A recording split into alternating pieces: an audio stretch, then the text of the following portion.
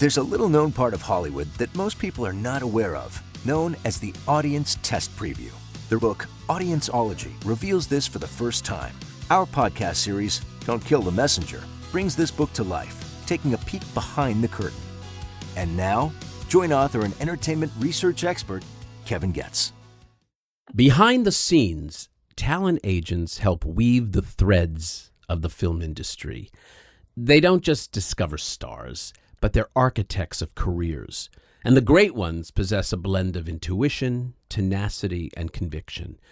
Today, we dive into the lives of two legendary pros who have not only excelled as talent agents, but also who have left an indelible mark as producers, consultants, and leaders. I have with me today the dynamic Hollywood power couple, Paula Wagner and Rick Nicita. Rick is recognized for his strategic acumen and is the former co-chairman and managing partner of CAA. After her years at CAA, Paula worked as a studio executive reviving United Artists and is known for her long-standing collaboration with Tom Cruise, co-founding Wagner Productions, responsible for such hits as Mission Impossible, the entire Mission Impossible franchise, actually. She's recently added Broadway producer to her many titles. Paula, Rick, hey! I'm so glad Kevin. you're here. Where do we go after that introduction? Oh, my God. Nice introduction, huh? Very nice. That was Very fabulous. nice. How long we have known you? I know. It has to be Good. at least 3 decades. Oh, yeah. Yeah. Remember the first time at a screening, I went, who is that guy? How does he do that? There's so much to talk about. And the danger, of course, is, and I'll reveal to our listeners, we're friends. And so when you're friends, you tend to know too much about each other. So I want to not take that for granted. I want to start with some of our commonalities. And I'm going to start with Paula because we have a great commonality. We were both actors. Mm-hmm. You started going to Carnegie Mellon. You shared with me something at lunch the other day, which was that you and Judith Light. So, yes. My parents said, if you're going to be an actress, I started acting at 13. If you're going to be an actress, then if you're going to do it the best. Go to the best drama school in the country, which it was and still is. Your parents said that. Yeah. Wow. My mother Pretty enlightened. drove me to the Youngstown Playhouse every night when I was in a play in Ohio. And one of the lead actresses, Elizabeth Hartman, had gone to Carnegie Mellon, or was Carnegie Institute of Technology then. I left after 2 years at Carnegie Mellon and went to the neighborhood playhouse, studied with Sanford Meisner himself, Bill Esper, all these great people, then went back and graduated from Carnegie Mellon. One summer, a USO show, we were picked of all the shows in various colleges. We did Guys and Dolls. Judith Light and I were double cast as Adelaide.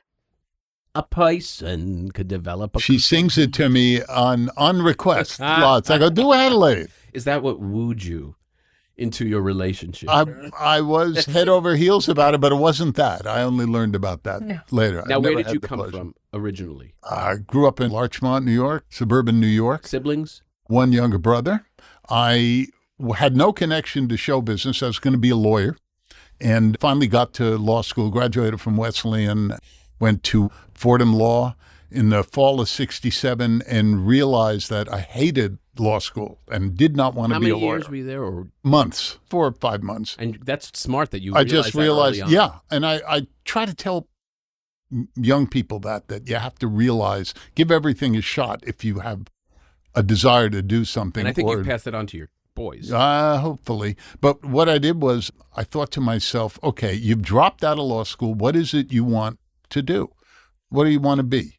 And I decided I didn't necessarily want to do what was easiest, what was closest, what my parents wanted me to do, God love them, or what society did. I want to be in the movie business. Why? Because I always loved movies. I went to movies. If no one would go with me, I'd go by myself. I remember walking through the snow to the Larchmont I was Theater. just going to ask you what your theater was. Larchmont Theater. Was it a Loews?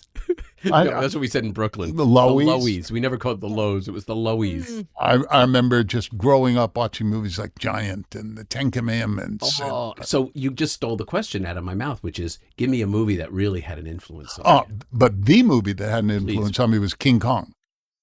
Why? Because You talking about with Fay Ray? absolutely.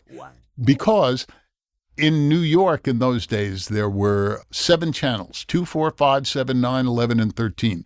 And they didn't have much programming, so they had something called $1 Million Movie. Oh, I remember it. $1 Million Movie, which would play the same movie 2 or 3 times a day, the same movie.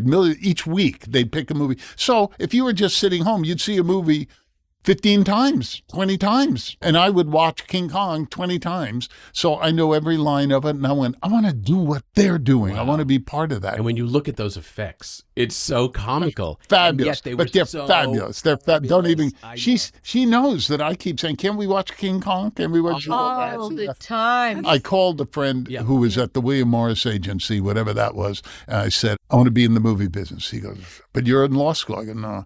I dropped out, and he said, the only thing you can do is be in the mailroom for $40 a week full time. This is in 68. And I said, I'll do it. I came, had an interview. So basically, I walked into the agency business in 1968 and walked out of the agency business 40 years later in 2008. Wow. I enjoyed it. Now, Paula. So how does Paula Wagner go from Carnegie Mellon Neighborhood Playhouse, did their production in Germany, you come back to New York, and you get a part in a Broadway show? I actually came out to L.A., which was a mistake, actually. Oh, before you went back to New York? In the early 70s, late 60s. I did a couple of parts in movies then, little parts in films, got an agent, did the whole thing. I did a lot of other jobs. I ran a modeling school, John Robert Powers. The Powers models? Powers, I was the makeover But person. that was my cousin was a Powers model. She's 101 and a half right Oh, now. God. My father's first cousin. And she is stunning. Still has that same kind of They carry were, yourself. but this was the charm school. Oh, my God. But listen, it was a good gig. I got $5 an hour to do that. Good gig. It was pretty good. So went back to New York and then ended up in Lenny, the Lenny Bruce story. And I was a replacement. At that point, my name was Paula Kaufman from Ohio. With 2 sisters, by the way. With 2 sisters, yeah. But I have to tell you, so I'm an actress on Broadway. And everybody wanted that agent. Who's going to really make your career go? You're going to be a movie star and do all of this. There was a young agent at William Morris, and I knew a bunch of his clients. Who was he? His name was Rick Nicita. Rick Nicita. And how do you spell Rick Nicita. Oh, Lord. That was, and he was the one, you got to have Rick Nicita. He was this young hotshot agent. And I acted with some of his clients. I knew who he was. He was the guy that you wanted. But I had another agent. He didn't sign me. I married her, but I didn't. But I didn't sign her. No. But anyway, that was Much better part of the deal. So when you audition for a Broadway show, then you'd go back, you got your script, reading it, you go backstage, you wait. All the actresses show up at 2:00. So there's 10 of us sitting around. The worst, though. You know exactly your competition. And I'm sitting in this chair, and it's winter, and I kind of, have my one leg over the side of the chair, and I'm reading the script, and I look around, and here's this guy, black, full hair, big black beard, and he has a sheepskin coat. This is 1972, 73, maybe, something like that. Hands in the pocket, a little bit of swagger. And I go, oh my God, that is Rick Nicita. And I'm sitting there, and I kind of turn around to smile like, hey, Rick.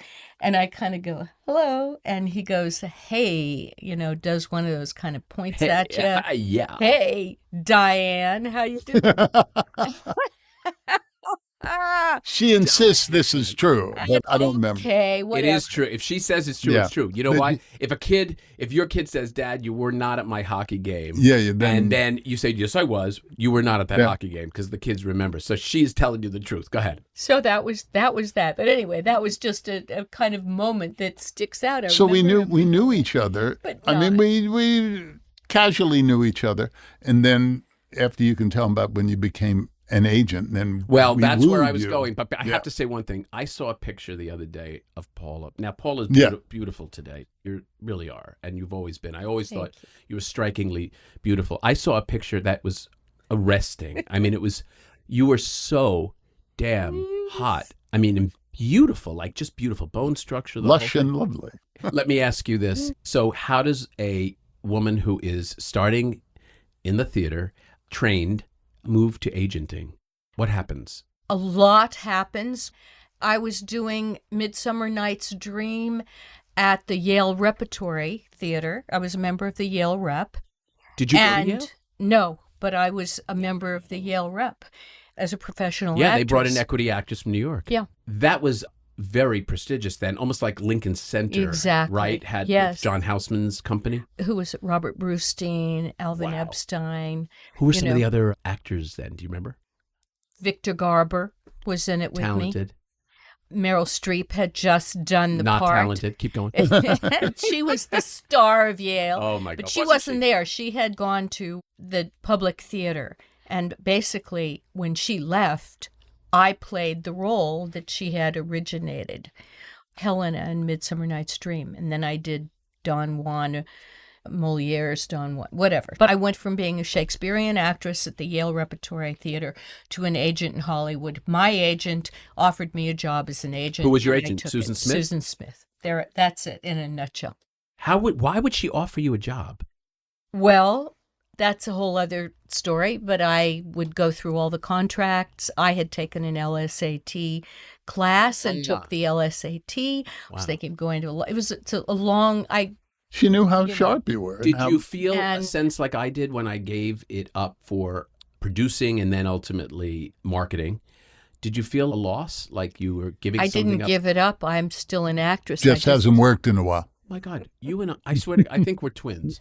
No, I mean, like, Paula, I swear I always say that, and it's true. Sure. Once you are, and it has served you so well. I never. I just found something that I thought was so cool and I loved. But and, you love and Rick actors. You Nicita, love other actors. You do. I love actors. It's all about actors. My whole career was about having been one. Who was your first big But- sign when you started? When I was recruited to a new company called CAA. Yes. Well, I represented Jane Curtin and a number of TV directors, but the first young actor I co-signed was Sean Penn, and then the first actor I signed was an unknown kid named Tom Cruise. In what year? That would have Wait a been minute, I 82? think 81. I think 81. I've heard of his name. Tom and I grew up, we're a week apart in age. We grew up only a few towns apart in New Jersey. Huh. And of course, he was doing Guys and Dolls in the school play and was brought into New York to my girlfriend, one of my best girlfriends, Lorraine Gawley at the time. She's now Lorraine Rufo. She brought Tom in to meet her manager because she was a pro in high school. And Toby Gibson was her name. And Toby signed him, got his first role, and then Toby's nephew stole Tom from his own aunt.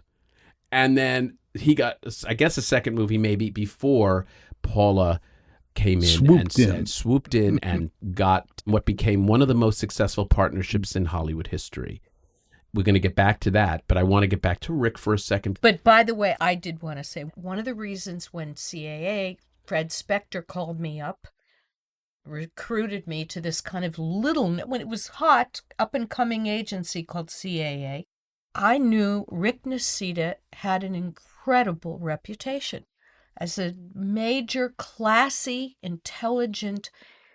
So he was one of the main reasons that you... Absolutely. As a professional, I had great respect for him. He represented the best actors.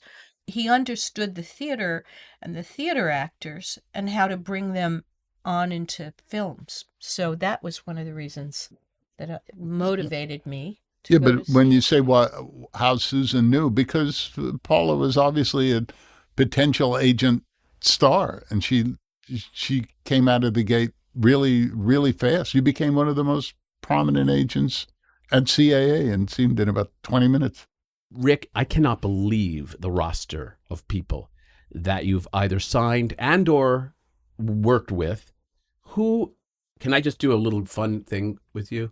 which is a little speed round here. If I name a name, just give me a word to describe a few of these people. I'll throw the names out. I'm going to just toss a couple out here. So when I say a person, just sort of give me what pops into your head. Al Pacino. Intense. Francis Ford Coppola. Spiritual. Wow. Sally Field. Determined. Bette Midler. Funny. Rob Reiner. Political. And yeah, he worked very closely with Norman Lear, didn't he? In Oh, yeah. American Way Yeah. and all that Yeah, stuff. yeah. Yeah, I love that about him, by the way. Nicole Kidman. Actress. Capital A. Kurt Russell. Spontaneous. Kevin Costner. Resolute. Wow. Well, we can go on and on, folks. Rick, did you have a protege that was an agent that you saw great potential in? Well, I don't know that I'd single anybody out. I like to think that I tried to be helpful to all of them and bring kind of a different style to agenting. Well, not to blow smoke up your emulate. ass, but your wife has used the word class. And I always remember the young Pisher growing up with Joe Farrell and Catherine Porra at NRG, you know, always sort of a classy guy, always so kind. I don't think I've heard a bad thing about you. I'm sure That's there are nice to people hear. that have their opinions about the deal that I would didn't go hope the way so. they wanted. Or I would something expect like so. I would almost hope so. But in fact, you have just been, to me, the epitome of don't confuse nice with softness. Yeah, look, what I tried to do was, first off, make every negotiation collegial, try to get everybody to put their fists down, realize that if we can make a deal, then everyone's going to benefit. And if we don't make the deal, no one benefits. Well, that's great advice. By the way, Paula said to me at lunch the other day, which I thought was great, was some version of you have to know when you're going to say no. Yeah. And if you know when you're going to say no, you better mean it. And Paul, I said to you, how many deals, when you made the decision to say no, we're going to walk, did you lose? And your answer was? None. Incredible. Yeah. Remember, you got to know, listeners, that you are wanting or needing or have to walk away. If you're playing, you know, it's going to weaken the position. No, you can't. When you say, no, we don't accept that, you mean it, and your client, and I would never do that without checking with my client. Absolutely. Yeah. I would never just throw that But out. look, there are three things I think an agent does. I think negotiating the deal is the least of the three. Least important, because lawyers can do it. It becomes a ritualistic thing. It's not rocket science. Second most important thing is getting the right role offered to them. You just don't sit there and wait on the phone. You go out and you get it. Let's stop for a second and say this. Taste, taste, and taste, which is you both have it. And I know it only because I've worked with you after in different iterations, and your sense of material, your sense of what makes story work, your appreciation of research, quite frankly, and the respect for the audience has always been very impressive to me in what I do. Appreciate it. Well, it's absolutely true. What makes a great agent? Like, what's the chemistry, the alchemy of the best of the best? Well, I think they have to understand the needs of the client without necessarily needing the client to tell them what they need. They have to know what's best for the client, even if the client doesn't even realize it. I was in charge of their careers. I wasn't in charge of their bank book. That's their business manager. I was not their financial advisor. And in this business, what you don't do is you don't follow the money.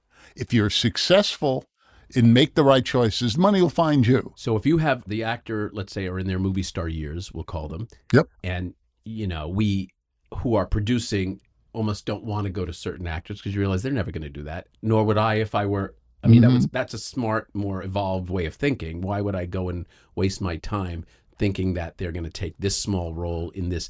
At the same time, there are times when the actor, you know, needs a break. Absolutely. That's the needs to agent. direct. That's the difference That's usually in a agents. manager, though, isn't it? That does that. But the great agents. Now you've And in touched my on a day, whole other thing. in our day, as agents, if you needed, I always thought, if you need a manager, then I'm not doing my job. Oh, I love this so much. Oh, yeah. But I will say we came at it very differently, Rick and I, but we ended up in the same place. And he really, I have to say, a mentor, because his style was so appropriate and so infectious. But for me, I came at it from a different place. I became the agent I always wanted to have. And I saw myself as an advocate. And so very similar in a way, but I just saw it from a different perspective. I walked in those shoes. I auditioned. I was a lousy auditioner. I tell every young actor, get in a casting session. See how much you don't have control over what's happening. Exactly. I mean, it may be as simple as we already cast, I don't know, take Sissy Spacek in the role, and she's a redhead or blonde, and you would never be her child. So therefore, you're not getting that role. I mean, yet you did the best audition. So actors need to understand how those conversations go. I also think they need to step into the room to see how, in fact, they can take the room and own the room. And that could be in a bunch of ways. It doesn't have to be arrogance. But it is, there's something about showing who you are and showing who you are where I want to work with you. I need your energy in my picture or whatever it is. Well, I would actually, not only that, but I'd flip it. Clients would call me after an audition and they'd say, well, I think they like me. I'd say, I don't want to hear that. I'd say, I'll find that out from them. I don't need you to tell me. They'll tell me. What did you think of them? Do you want to work with them? Did they impress you? Did that director, wonderfully empowering. Did you like what the director said to you? Was that casting director open and solicitous? I'm always trying to de-escalate, just make it calmer. So what do you think? Also, talking about money, what I told my clients was, you will never be paid properly in this business, ever. You will be overpaid or underpaid. It's going to be too much or too little. You're never going to be paid what you want. They say, how dare they offer me so little? Cut to, wow, are you kidding? With no real in-between. I've never had a client say, oh, that's about right. Yeah, that's sure. No, it's too much or it's wow or it's too little. When we come back, we are going to continue our conversation and talk more about leaving the agency business and getting into second acts. We'll be back in a moment. Get a glimpse into a secret part of Hollywood that few are aware of and that filmmakers rarely talk about in the book Audienceology by Kevin Goetz. Each chapter is filled with never-before-revealed inside stories and interviews from famous studio chiefs, directors, producers, and movie stars, bringing the art and science of audienceology into focus. Audienceology, how moviegoers shape the films we love. From Tiller Press at Simon & Schuster. Available now. We're back with the wonderful power couple, Paula Wagner and Rick Nicita. By the way, before we get into leaving the agency business, Paula mentioned just a few minutes ago about if I'm not doing the job of a manager, meaning if you need a manager, I'm not doing my job. And I thought that was really profound and very helpful advice. As an agent. Yeah. As an agent, yeah. Rick, do you agree with that? Well, I would echo that. I would agree with that in 1980 to 90 to 2000 or so, because there's been a sea change in the whole agency function and structure. Things changed, things evolved. And when we started, when Paul and I started as agents, it was under the heading of managers. It was, you have a manager? Really? Cut to, who's your manager? Not even, do you have a manager now? It's, oh, nice to meet you. When you were an agent, did you not want to work with managers? I couldn't figure out what they did. Well, I had a manager my whole life. I had Barbara Jarrett to start. Yeah. Barbara Jarrett was the one that started Brooke Shields and Elizabeth Shue and Lori Loughlin, and she was a young person's manager. And in New York, you freelanced with agents. So every job I went out for, if I went for a commercial for Toyota, FBI is your agent. This one, Phoebe Oscar is your agent. William Morris is your agent. Hillcrest Agency. You remember Life Cereal? He likes it. The mother started in Mikey. He likes it. They started an agency. So I had maybe 20 different agents that would be assigned, and I worked as doing commercials, so that was nice for them. Look, I owed my agenting career to a manager in New York named Bill Tresh. Bill Tresh, Who was he he was was the great. Yeah. king of the young New York talent in the late 70s, and he placed clients with me. He made my career. As simple as that. The question here isn't so much what managers do as what agents don't do. Well, I trained with Susan Smith, and Susan actually left being an agent at a certain point, became an amazing manager. So her vision of what it meant to be an agent was probably more managerial. I mean, as an agent, you were doing More everything. transactional. More Agents. It's a license. It's a real estate agent, any kind of agent. But it still was nurturing, developing talent, Personal growing attention. careers. And when did that Personal change? Was that under the Mike Ovitz area time? I don't Iyer, quite know when it did. I wouldn't put it under them.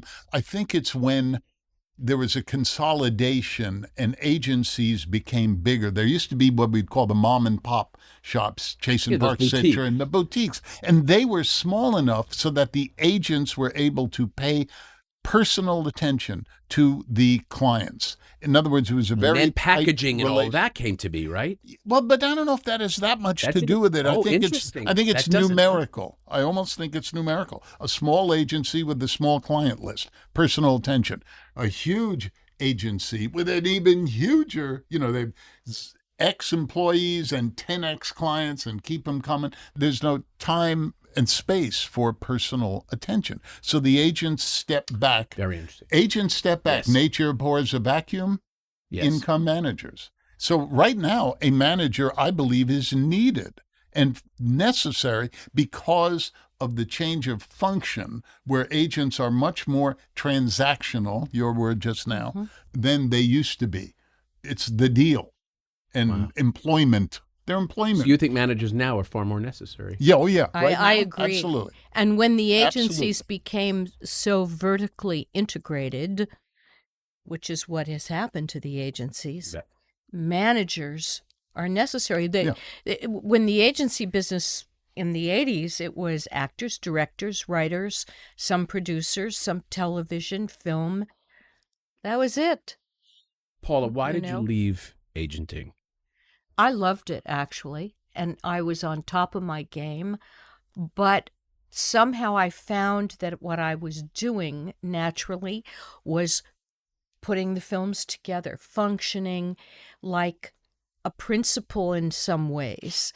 I couldn't help myself, but in fact, an agent is a representative. You are not the principal. And somehow I thought, I want to put films together. I want to be involved. Creativity. The creativity. It was the right brain saying, although I have such incredible regard for the creativity and the brilliance and the of the good ones, of the great the ones. agents, of the great agents. Please say what happened with Rain Man.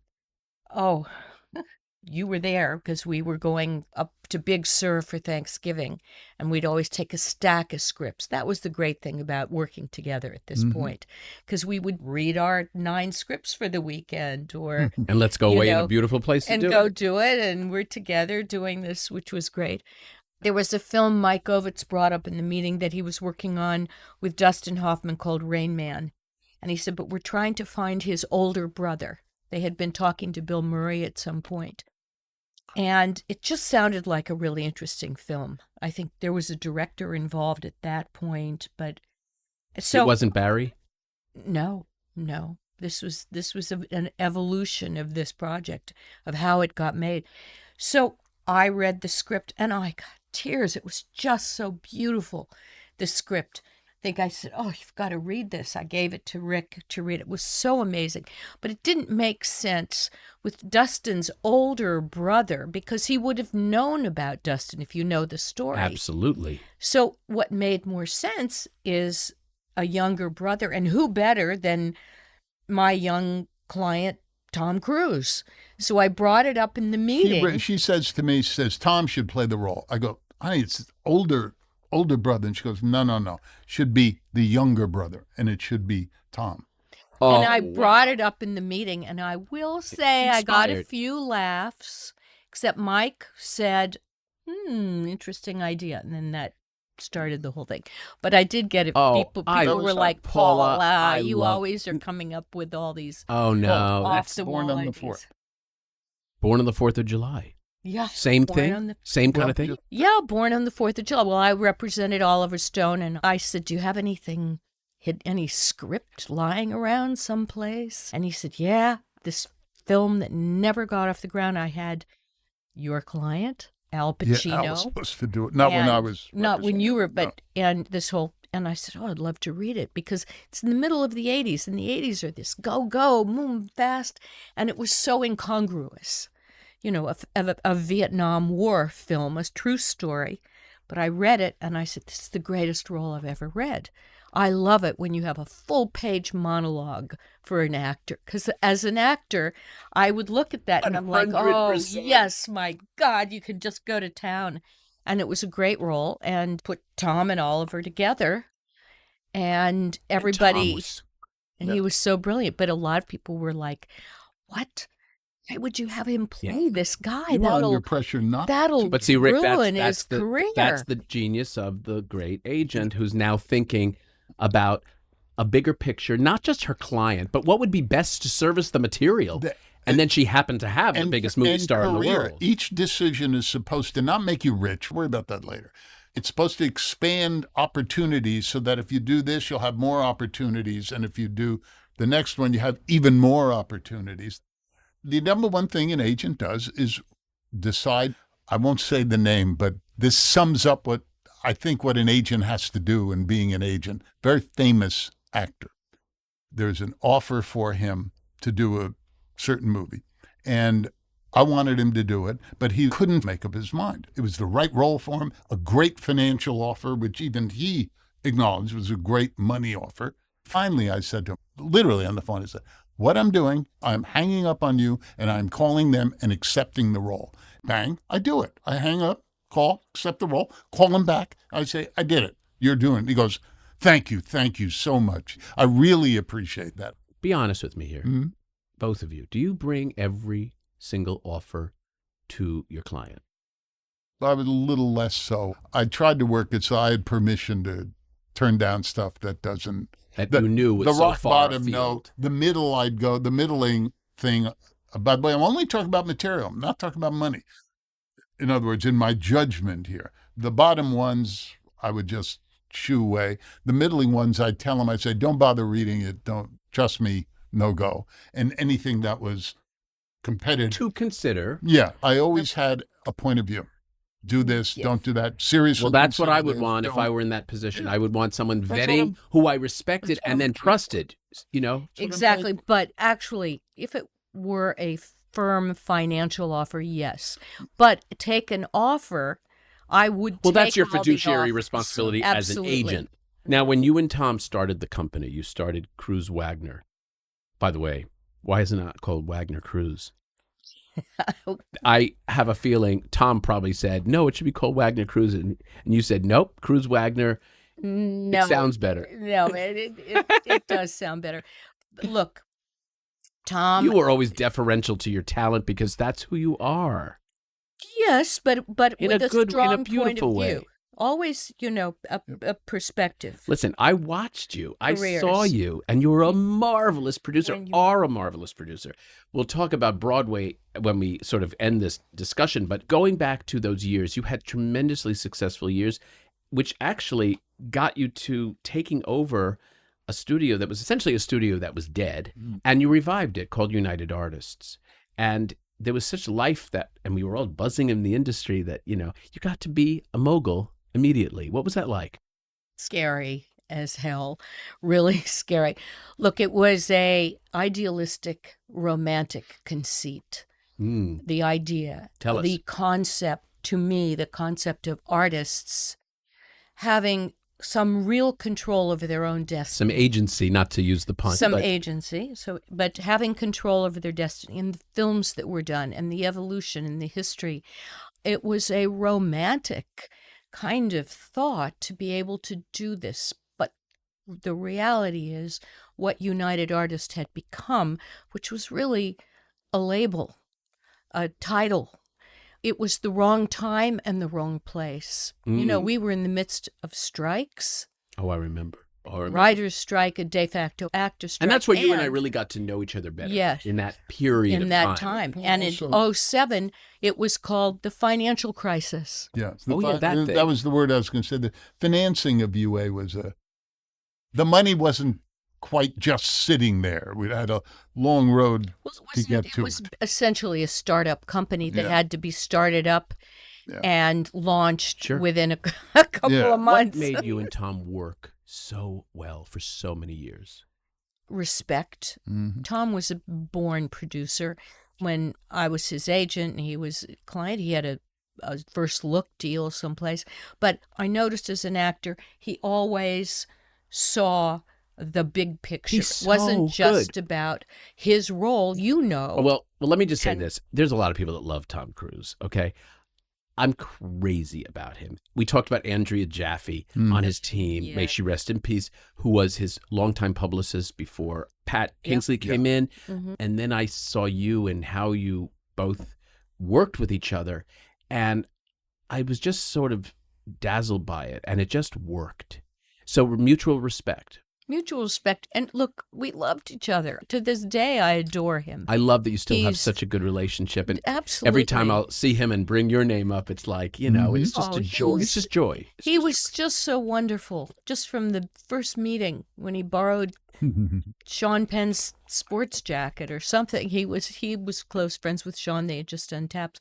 Look, when I left, Rick, shortly thereafter, I think Mike and Ron, but Rick represented Tom when we were in the Cruise Wagner making Mission Impossible. You took over the it was funny. But we were sometimes on kind of opposite sides of things. Sometimes we'd be on exactly same side versus the studio, but other times we negotiated against each other. Yeah, it was, by the way, for a role in one of the Mission Impossibles. I'm going to ask Rick a question about pillow talk. Is there? Do you bring it into? Absolutely. You bring it into. Yeah. Well, Neil and I have a rule: we don't bring business into the bed. Oh, we do, because first off, we enjoy it. I enjoy this business, always have, and so does Paula. We'll go to a restaurant. We'll see a couple of some years, say, who have been, obviously they're a couple, and they're not saying much to each other. And Paul and I talk endlessly. Is it about the business? Sure. I'm going to say something. Sure. This is a true love story. I really mean that. I watch you. I see how you behave with each other. You're there to support each other, help each other, and be deferential to each other. It's so beautiful to watch. And I hope Zach and Jesse are cognizant and appreciative of that. We believe they are. Yeah. They are. By the way, we will be married 40 years in October. Mazel tov. How about that? Wow. Isn't that hard to believe? Should we tell them 40 years? But on one of your substantial birthdays, I wanted to do something kind of just out there. And he was at CAA. I don't know if you remember, but there was a thing, the strippogram. Do you remember those? Of course. So my birthday, and my assistant comes in and says, "Rick, you have a strippogram." And I go, "Oh God." Person comes in. Big she wig. ruined it? Yeah. Well, you couldn't miss it because the door opens. It was right there. Okay. No, it was right there. And so the stripper is, taking this off, and the stripper's playing, and I'm sitting there watching. I go, "Geez, looks like Paula." And I thought, and then I went, "It is Paula. She actually did it." And came up and did that. And it took me a while to do it. But it was genius. But the extra punchline is that Paula walked through. We had valet parking, right? And she, down in the basement where you would park all the time, And I had I had a wig, and I had an actual stripogram guy that had a little tuxedo that announced it. I paid for the, like I was doing the real thing. But as she's walking through the valet, they look up and go, "Oh, hi, Paula." Right. And I walk past another agent's desk, and I hear one of the assistants go, "Oh, my God, I think we've had 2 of those today." I got my share of stripograms. But you can't do that now. You can't do that. That was in the, Speaking of the which, 80s. all right, this is that was this in is- the late this is- 80s You know, look, or the we- 90s. I'm not sure we'd be married if today's political correctness. PC-ness. Yeah. 100%. No, 100%. Why? Because look, I was doing my best to woo her. I mean, I just felt Absolutely. badly. in Well, love you know, with her there's and all thought, sort. Now you'd have to report it to HR. Oh, Yes. About to get into a relationship. Oh. No, you have to. I want to ask you something about the business in general. Where is it going? What are we going to do? I'm going to be honest. I find it exciting. Yeah. I find great opportunity. And I'd like to know what you both think of it. Paula? I think movies aren't going away, and there'll be a renaissance for film. I just don't think that movies are at the center of our culture the way they used to be. It used to be that movies defined culture or reflected culture, and they were at the center. The talk around the water cooler in an office, those moments where I saw the greatest movie last night, go see it, and it became, they are here to stay, but it's morphing, and it's all technology driven. I think that Everything. we're all going to be fine because human beings want stories told with visual representations if possible. Therefore, there will be a consistent appetite. The technology and the culture will stagger along trying to figure out how to get these stories with visual representations to the audience. But the audience is there. We'll figure it out. It's never going to go away. And the talent is what will always stay. There will always be a knock on the door of the talent. The question is, who's outside Okay, the hold door? on. Let's talk about that. Let's unpack that a little bit. No movie stars anymore. There are movie stars, but they can't. They're different, though, They're aren't they? not. I mean, look, Who's Tom Cruise? Come Tom on. Cruise is No, but who's amazing. I'll tell you who Tom Cruise You is. know. Tom Cruise. Yeah. No, I'm sorry. He's still one of the biggest stars in the world But at he 62. became a star at like 21. You I know, when he understand that. slid across. But what the are we floor. doing as an industry? What we're doing that has is stopped that. social media, that you can see anything about anybody. There's something There's about no the secrets. mystery No secrets. of it No being mystery. a movie star. No mystery. People magazine, when they say movie stars, they're just like us. I went, oh, no, they're not, babe. They were showing them coming out of Starbucks, you know, looking glassy-eyed. No go. Yeah. And I think that it's the social media, and the media is complicit with that too, but we get what we deserve. I've always thought that if you went back to the 1940s and you got Cary Grant walking down the red carpet and he fell, I swear the photographers would turn away and go, "You okay, Mr. Grant?" You go, "I'm all right, boys." And he'd stand up and they go, "Okay." And then they go back. Now they'd be jumping on him, going up to his eyeballs, hoping he's hurt. What's going to change? I think, and maybe I'm just naive, I think there will be a kinder culture. I think just right now, Oh, boy. we're in God, a I hope terrible... you're right. But it's a culture that's filled with fear, because when I started as an agent in the 80s, what excited me was the idea of being able to help build their... I loved the idea of movie stardom. While he was watching King Kong, I, of course, was watching I'll Cry Tomorrow. I was watching all these women. The movie stars just enthralled me, the idea. And in the 80s, the studios were making all these youth films, John Hughes and all of this, and they were casting young, unknown actors. Tom, risky business. Nobody really knew who he was. Or another of my clients, Matthew Broderick in Ferris Bueller's Day Off, or Sean Penn in Fast Times at Ridgemont High. They have decades-long careers. Yes. Now, I also think that, didn't they teach us at the Neighborhood Playhouse that television at that time, soap operas in particular, deadened the actor, right? Mm-hmm. And you needed to stretch your muscle through the theater. You needed to do movies, a lot of them. You think of Bette Davis, she was always working the muscle. And I don't think we allow our talent to do that, good, bad, or otherwise. Like, they're not playing in the sandbox. I think part of it, and this is not going to win me a lot of friends, I think part of it is the talent's fault, that they're selling out and not pursuing what it is that they really should be. Who do you think has the most promising career today as a young person? I mean, we can go Ryan Gosling, of course, but he's not that young No, anymore. You know, I'm talking like the up-and-comers.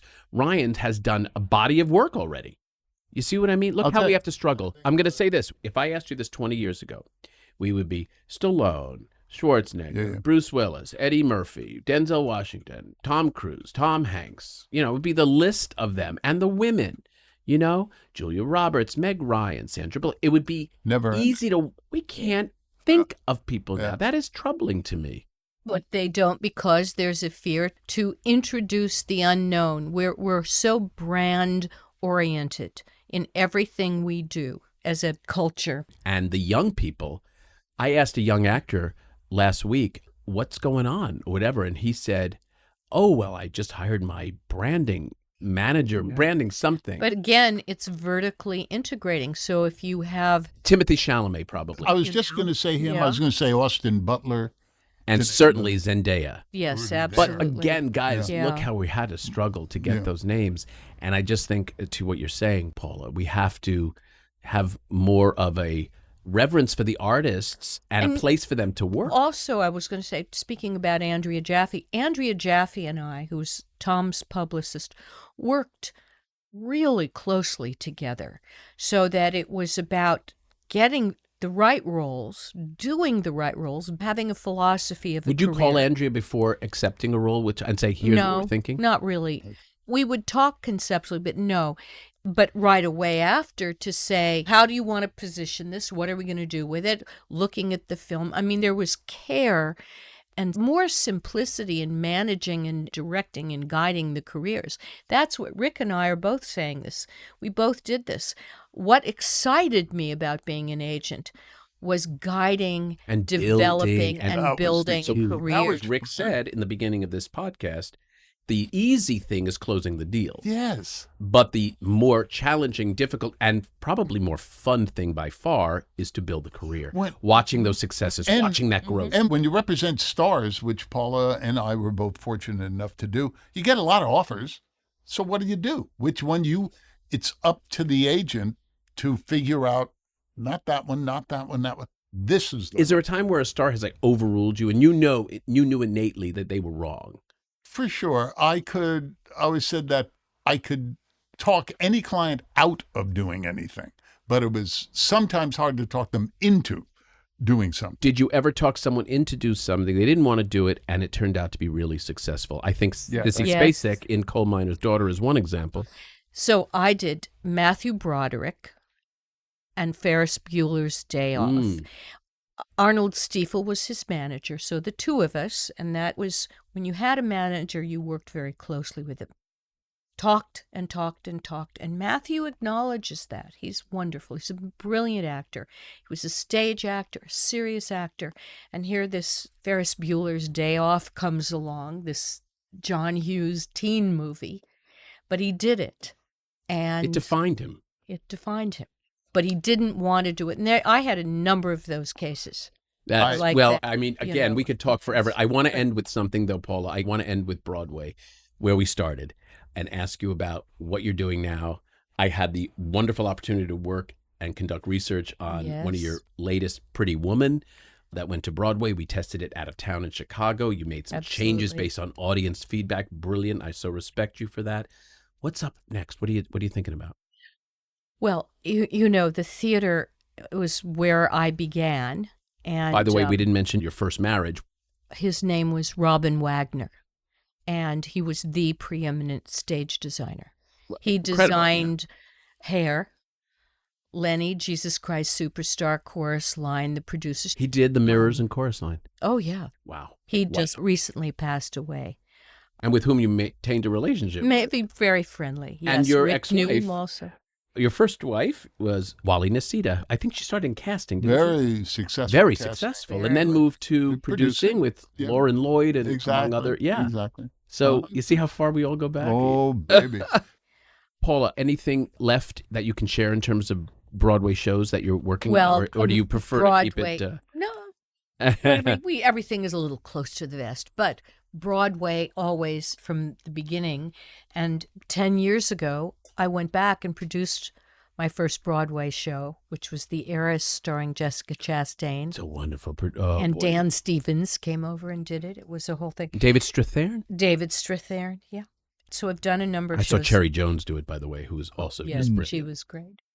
And Pretty Woman, Pretty Woman, the musical, but it was an amazing film that cried out to be a musical.